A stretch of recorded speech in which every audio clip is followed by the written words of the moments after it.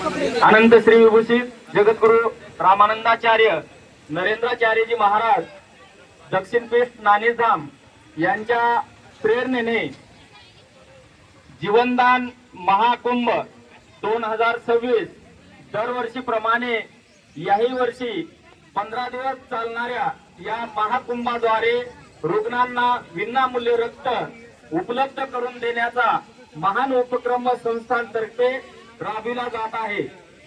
तर भाविको, आपल्या गुरुमाऊलीच्या कृपा आशीर्वादाने गतवर्षी पण 1,36,270 एवढ्या बाटल्या रक्तदान जमा केलेलं होतं आणि याही वर्षी 4 जानेवारी ते 18 जानेवारी पर्यंत हा उपक्रम राबविण्यात येत आहे। तरी आज पहिला दिवस आहे रक्तदान शिबिराचा। तर आतापर्यंत चांगल्या प्रमाणामध्ये प्रतिसाद मिळालेला आहे। 110 रक्तकुपिकांचं आतापर्यंत संकलन झालेलं आहे आणि उर्वरित त्या दुपारच्या सत्रामध्ये पण चांगला प्रतिसाद आहे।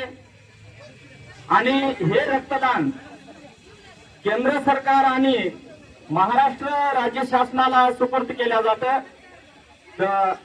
स्वामीजींचे अनेक उपक्रम राबविले जातात। तरी याचप्रमाणे हा एक उपक्रम आहे रक्तदान महाशिबिर। तरी या उपक्रमातून गरजूंना विनामूल्य रक्त पुरवल्या जातात।